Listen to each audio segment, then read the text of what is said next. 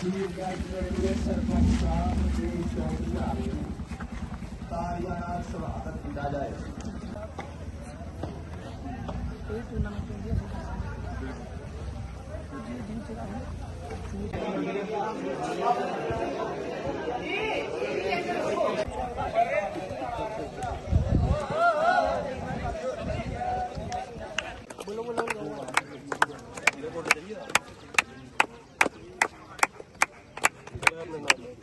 जोर के नाल मेरा भी ताड़ी मार के स्वागत किया जाए सरपंच साहब का।